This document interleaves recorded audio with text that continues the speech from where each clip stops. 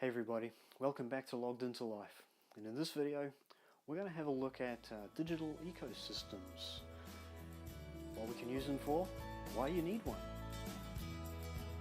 That's a good point, why do you need one?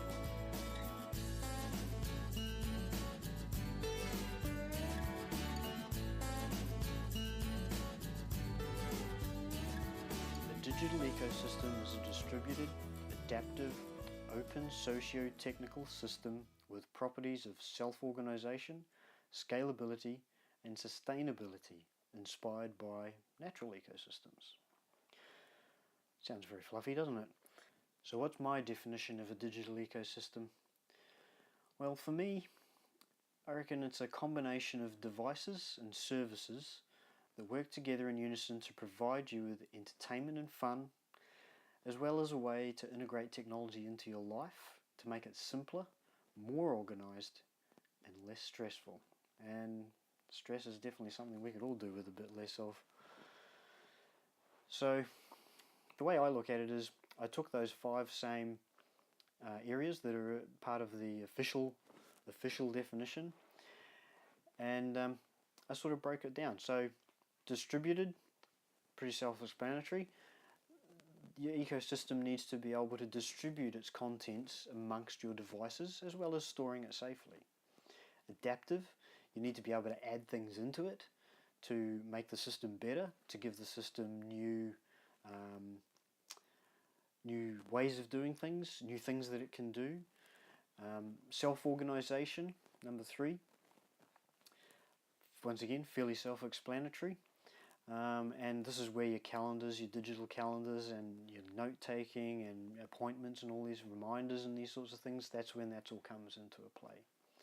Scalability, it needs to be scalable to take into account, for example, a new family member.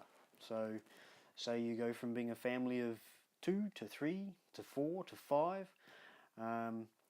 So scalability simply means being able to add things to your system, whether they be devices or services, in order to add functionality, add extra people, etc. And the last one, sustainability. So for it to be sustainable, obviously it's the big word these days, being green, being sustainable, it needs to be as green as we can make it. I mean, after all, it's technology, so it uses electricity for one. It also uses a lot of things that come from the earth, come from the ground around us to make the technology. So metal, aluminium for computers, gold and silver and all these different things for circuit boards and all that sort of stuff. So I try and make my digital stuff as eco-friendly as I can. So what can you do with the digital ecosystem? Well, as I've mentioned before, there's the obvious ones like fun and entertainment, organization, taking pictures, video, so family memories, watch movies. We use iTunes on Apple TV for renting our movies. So no more trips to the video store. Digital photography these days obviously is a huge one. So, we can take thousands of pictures now and look at them instantly without having to take the film down the road and get it developed. So what is a digital ecosystem made of? Well, pretty much all your electronic digital devices that you might have in your house or that you might use out of the house. So obviously on the list there we've got the first up, the obvious ones. So computers. Now this could either be obviously a Mac, it could be a Windows PC, it could be a laptop, it could be a desktop. Now these days there's more than just those 2 main competitors. We now are into the realm of Google Chrome as well. So Google now has its own desktop operating system, and so essentially there's now 3 main players in the game, I would say, from my perspective. Mobile devices, pretty much the standard two-sided battle going on there, shall we say, between iOS and Android. So obviously you have your iPhone and iPad and iPod for iOS, and with Android you have a vast array of various manufactured smartphones and various tablets as well.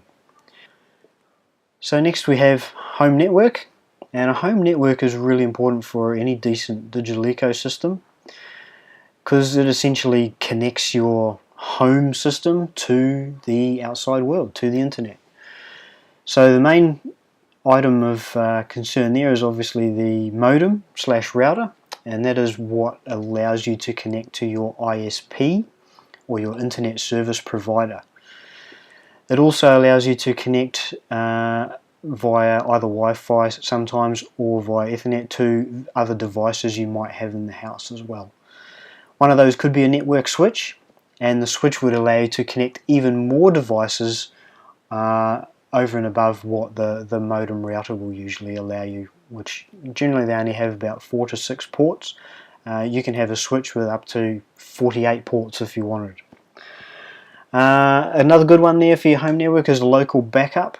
So I always recommend making 3 backups preferably, or having 3 versions of your data, the original version, and then 2 backups. So a locally stored backup and a cloud-based backup, which we'll get to in a minute. So for local backups, I like to use an Apple time capsule, seeing as I run predominantly Apple computers at the moment. But you can also use an external hard drive as well, and obviously you can use that with Windows as well. Next one is cloud storage / backup services. So these are your services such as Box, Dropbox, OneDrive, Google Drive that offer cloud storage of your files. So you connect via the internet to these services.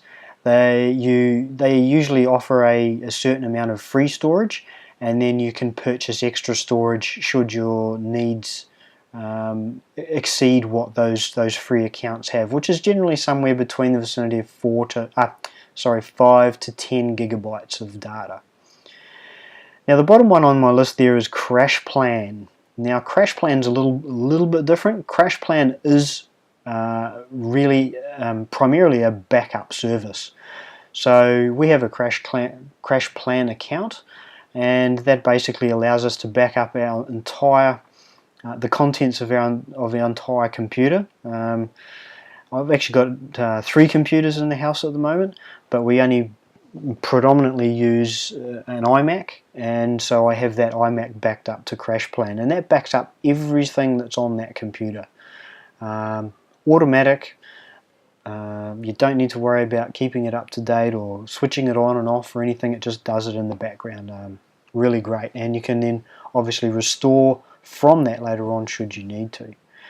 The last parts of the system that I've mentioned there are password managers. Now in this day and age, these things are gold. There are so many services, websites, online shopping places such as Amazon, things like that now that you need an email or a username and a password for. And a password manager is gold here. So I currently use 1Password, but some other good options are LastPass and Dashlane, which I'm hoping to have a look at in the not too distant future.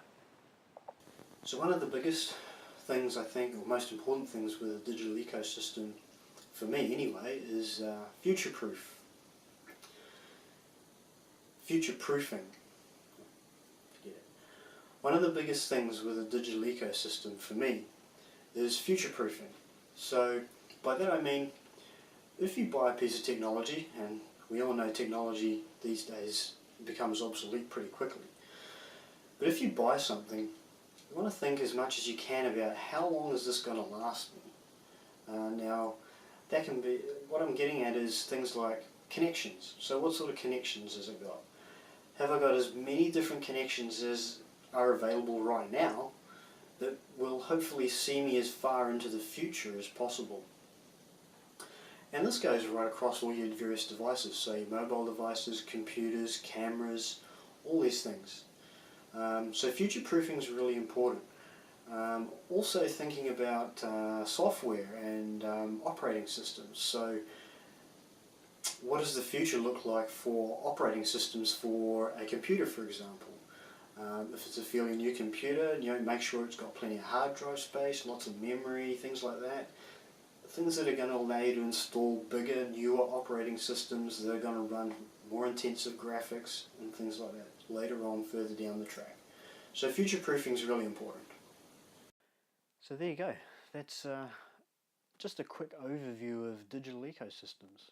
Something that's near and dear to my heart, and something that I hope a lot of people will start to think about a little bit more. Don't forget, if you want to know more, you can check out my website down in the description. Why not jump on there, get in touch with me, send me a message, ask me some questions. If you'd like to know more about digital ecosystems, or you'd like me to help you put one together. I love doing that stuff, so just let me know. Otherwise, leave some comments below, ask some questions there if you want to. Tell me the good, the bad, thumbs up, thumbs down, and while you're at it, why not hit the subscribe button, and we'll see you back here next time for some more videos.